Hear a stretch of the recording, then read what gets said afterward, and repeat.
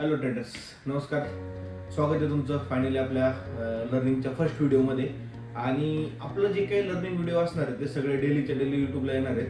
जर कोणी नवीन असेल आपल्या चॅनलला तर नक्की चॅनलला सबस्क्राईब करा. कोणी तुमच्या ट्रेडर मित्र असतील ज्यांना शेअर मार्केटमधून पैसे किंवा फॉरेक्स मार्केटमधून शिकायचे किंवा फॉरेक्स मार्केटमधून त्यांना प्रॉफिट काढायचं आहे, अशा लोकांना तुमचा हा व्हिडिओ नक्की शेअर करा.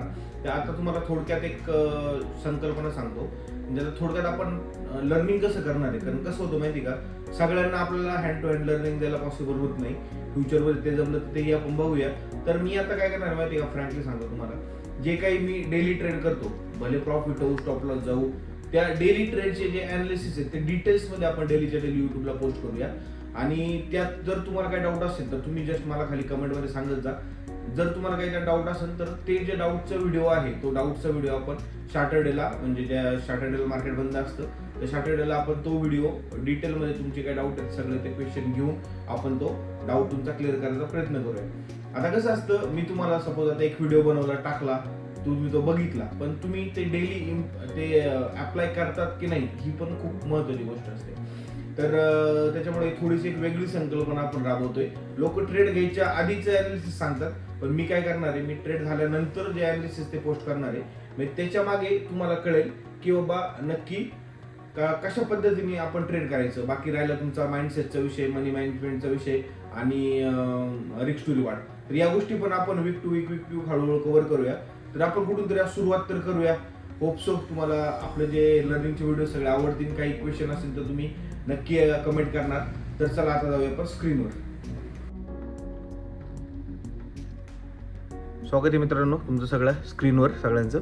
तर बघा, सिम्पली आज आपण जो ट्रेड केला होता, आता हे जे बघशाल तुम्ही या सगळ्या लिक्विडिटी मार्केटमध्ये. म्हणजे लिक्विडिटी म्हणजे काय असतं थोडक्यामध्ये, आता मार्केटमध्ये हे काही जे स्विंग आहेत, जोपर्यंत मार्केट हे स्विंगची लिक्विडिटी म्हणजे जोपर्यंत यांचे एसएल घेत नाही, स्टॉप लॉस, लिक्विडिटी म्हणजे थोडक्यात काय असं स्टॉप लॉस, जोपर्यंत याचे स्टॉप लॉस घेत नाही तोपर्यंत मार्केट तुम्हाला त्याच्या अपोजिटमध्ये देणार नाही. आणि जोपर्यंत ह्या लिक्विडिटी पेंडिंग आहेत तोपर्यंत मार्केट त्या लेवलपर्यंत जाणार म्हणजे जाणार. म्हणजे आज जाऊ, उद्या जाऊ, वर्षांनी जाऊ, 2 वर्षांनी जाऊ, पण त्या लेवलपर्यंत जाणार. आता हा सगळा जो गेम आहे US100 हा टोटली लिक्विडिटीचा गेम आहे. आता बघा, सकाळी तुम्हाला सांगतो सिम्पली ट्रेड कसा घेतला होता. तर सकाळी सकाळी नाही, आत्ता आपला एक एसएल गेला, तर तो एसएल कुठे गेला ते पण दाखवतो तुम्हाला. सिम्पली बघा, आता मार्केट ओपन झालं होतं इथे, बरोबर, इथे मार्केट ओपन झालं, ही क्लोजिंग प्राइस होती मार्केटची आणि ही सिम्पली एक लिक्विडिटी पेंडिंग होती. ही डेची लिक्विडिटी आहे, तर ही क्लोजिंग प्राइस आहे, ती पण आपण ड्रॉ करूया. ही जी आहे ही क्लोजिंग प्राइस आहे मार्केटची. आता मार्केटमध्ये आपल्याला 3 गोष्टी महत्त्वाच्या असतात, एक क्लोजिंग प्राइस, मार्केटचा डे लो आणि डे हाय, आणि ज्या मधल्या काही पेंडिंग लिक्विडिटी आहेत त्या मार्केटमध्ये खूप जास्त प्रमाणात मॅटर करतात. आता आपण जनरली 1 मिनिट टाईम फ्रेमवर ट्रेड करतो आणि 5 मिनिटवर थोडंसं सपोर्ट रेजिस्टन्स बघत असतो. तर बघा, आज फर्स्ट ट्रेड होता आपला. फर्स्ट ट्रेड आपण इथे घेतला होता सेल साईडला. बरं, का घेतला ते पण सांगतो तुम्हाला, बरोबर. हे बघा, मार्केट कन्सोलिडेट केलं, ब्रेकडाऊन दिलं, ब्रेकआउट दिलं, ब्रेकआउट फेल्युअर झालं, खाली आलं, बरोबर.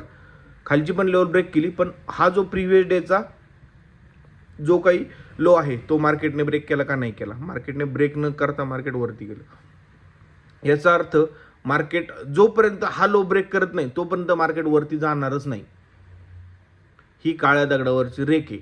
99% मार्केट जोपर्यंत ही जो प्रिव्हियस डे लो आहे तो ब्रेक करत नाही तोपर्यंत मार्केट वरती जाणार नाही. मार्केट जे आहे ते या लेवलमध्ये कन्सोलिडेट करतात. आता इथं ट्रेड का प्लेस केला होता, सिम्पली त्याचं तुम्हाला मी लॉजिक सांगतो. हे बघा, मार्केटमध्ये इथून सेलिंग आली होती, बरोबर. या स्विंगपर्यंत आपण एक फिबोनाची लावली. आता फिबोनाची सेटिंग वगैरे पण तुम्हाला मी नेक्स्ट व्हिडिओमध्ये देईलच. सिम्पल सेटिंग, एवढी अवघड नाही आहे. तर फिब लावली आणि 0.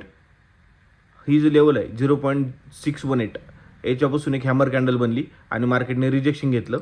पण मार्केट साधारणतः 1:2 गेलं आणि आपलं टार्गेट मिस झालं. आपण मार्केटला इथे एसएल दिला, ठीक आहे. एसएल द्यायचं, मार्केटमध्ये जर तुम्ही ट्रेड करत असेल मार्केटला तुम्ही एसएल द्या, रिकाम व्हा. मार्केटबरोबर फाईट करत बसू नका. भरपूर ट्रेड भेटतात. साधारणतः 8 वाजता मार्केट चालू होतं, 9 वाजेपर्यंतच तुम्हाला 3-4 ट्रेड भेटून जातात. त्याच्यामुळे मार्केटला एसएल देत जा. जोपर्यंत तुम्ही मार्केटला एसएल देणार नाही तोपर्यंत तुम्ही सक्सेसफुल होणार नाही. हे लिहून ठेवा. देन आता बघा, नेक्स्ट सेकंड ट्रेडचं तुम्हाला मी लॉजिक सांगतो, बरोबर. मार्केटनी शार्प सेलिंग आली, बरोबर, ठीक आहे. इथं आपला एसएल गेला, मार्केटने एसएल घेतला. ही जी लिक्विडिटी आहे, ही मागाच्या स्विंगची लिक्विडिटी आहे, ही ऑलमोस्ट उडवता राहिली. बघा, ऑलमोस्ट ही लिक्विडिटी उडवता राहिली. मार्केटने ती लिक्विडिटी उडवली नाही. म्हणजे मार्केटमध्ये ही पण लिक्विडिटी पेंडिंग राहिली, ही पण लिक्विडिटी पेंडिंग राहिली. आता जर मार्केट एवढं शार्पली तर फॉल होतंय तर मार्केटनी ही लिक्विडिटी घेऊनच वरती जायला पाहिजे. मार्केट ही लिक्विडिटी घेतली, मार्केटने नाही घेतली, बरोबर.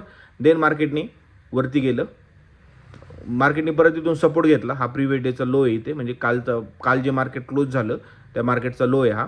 तर मार्केटने सिम्पली इथून सपोर्ट घेतला आणि वरती गेला. आपण काय केलं, सिम्पली बघा मार्केटला जाऊन दिलं. आपण ह्या कॅन्डलला ट्रेड केलं नाही, आपण सिम्पली काय केलं, इथून इथपर्यंत एक फिब लावली, बरोबर. ही हॅमर कॅन्डल बनवली. इथं थोडं मोठं करतो, दिसेल तुम्हाला बघा. इथे एक हॅमर कॅन्डल बनवली. ह्या हॅमर कॅन्डलला आपण एंटर घेतली आणि आपलं किती 1:3 ऑलमोस्ट टार्गेट भेटलं. ओके, 1:2.5. ॲक्च्युली 1:3 आपलं टार्गेट होतं, पण ही प्रिव्हियस लिक्विडिटी पेंडिंग होती, मार्केट कन्सॉलिडेट करत होतं, त्याच्यामुळे आपण हा जो ट्रेड आहे हा या कॅन्डलला एक्झिट करून टाकला. तरी पण आपल्याला काय वाईट प्रॉफिट झालं नाही, खूप चांगलं प्रॉफिट झालं. 1:2.5 मध्ये काही कमी नाही आहे, चांगलं प्रॉफिट, बरोबर. ते ठीक आहे. मार्केट इथून खाली गेलं. आता आपण इथं ट्रेड का प्लेस नाही केला, बरोबर. ही लिक्विडिटी घेतली, मार्केटने सेल केलं. पण आता जनरली काय होतं माहिती का, आपण ट्रेड कधी प्लेस करतो, आता सपोज ही लिक्विडिटी घेतली मार्केटने आणि मार्केट इथून परत थोडं वर आलं असतं, म्हणजे मार्केटने एक परत थोडंसं रिटेस्ट करायला आलं असतं. आता सपोज इथून जर मार्केट इथं आलं असतं, इथपर्यंत आपण एक फिब लावली असती आणि इथून आपल्याला जर काही रिजेक्शन कॅन्डल भेटली असती तर आपण मार्केटमध्ये सेल केलं असतं. पण मार्केटने तसं केलं नाही. मार्केट गेलं, आपण पडून दिलं, मध्ये कुठे एंटर केले नाही, काय नाही, आपण इथं सोडून दिलं मार्केटला. देन मार्केटने काय केलं बघा, ही लिक्विडिटी मार्केटने ब्रेक केली, बरोबर. लिक्विडिटी ब्रेक केली. ज्यांनी इथं बाय केलं होतं ते सगळ्यांचे स्टॉप लॉस उडवले. देन स्टॉप लॉस उडवले, देन मार्केटने अपमूव्ह दिली, बरोबर. आता इथं आपण बाय का केलेलं, बरोबर. प्रिव्हियस डेची लिक्विडिटी घेतली, एकही ग्रीन कॅन्डल नाही आहे, स्ट्रॉंग सेलिंग होती, सगळे सेलर्स ॲक्टिव्ह झाले. आता मार्केटनी जे बायर्स आहेत त्यांचे स्टॉप लॉस तर घेतले, आता मार्केटला घ्यायचे सेलरचे स्टॉप लॉस. आता सेलरचे स्टॉप लॉस घ्यायचे, मग मार्केटला इंडियन वरती जायला लागणार, बरोबर. बघा आता इथे जनरली मार्केटनी खाली आलं, बरोबर. देन इथे हॅमर कॅन्डल बनवली. परत आपण हे हॅमर कॅन्डलला बाय केलं, 1:3.5 टार्गेट बुक केलं. ॲक्च्युली टार्गेट हा स्विंग टार्गेट होतं, पण कसं आहे आपण ऑलरेडी 3-4 दिवस लिव्हर होतो, त्याच्यामुळे ट्रेड केलेलं नाही आहे.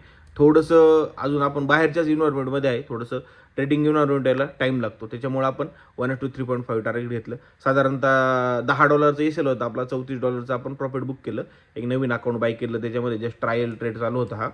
तर सिम्पली 1:3.5 मध्ये खूप चांगलं झालं. देन बघा आता इथं परत तुम्हाला एंट्री कुठं भेटली असती, ठीक आहे. सपोज ही एंट्री तुमची मिस झाली, हॅमरला तुम्ही डेअरिंग नाही केली एंट्री घ्यायची, बरोबर. सिम्पली तुम्हाला काय करायचं आहे, इथून एक फिब ड्रॉ करायची इथपर्यंत, ह्या स्विंगपर्यंत, बरोबर. मार्केटने परत करून रिजेक्शन घेतलं 618 आणि ही हॅमर कॅन्डल बनवली. देन मार्केटने परत आपलं टार्गेट दिलं. आता अजून तुम्हाला सांगतो, सपोज तिथं पण तुम्हाला एंट्री नसती भेटली तर अजून एक सांगतो बघा. आता नेक्स्ट तुम्हाला टार्गेट कुठं भेटलं असतं, बस 2 मिनटं. सिम्पली आपण या स्विंगपासून इथपर्यंत एक फिब लावली आणि देन इथून 0.5 वरून परत एक इन्व्हर्टेड हॅमर टाईप कॅन्डल बनली होती. ह्या इन्व्हर्टेड हॅमर टाईप कॅन्डलला जस्ट पूर्ण ह्या ग्रीन कॅन्डल मूव्ह केलं, परत तुम्हाला 1:3 भेटलं असतं. तर हे सिम्पली आजचे ॲनालिसिस होते. होप्सो तुम्हाला सर्व आवडले असतील. काही क्वेरीज असतील तर कमेंट करा आणि आपल्या चॅनलला सबस्क्राईब करा. Thank you so much.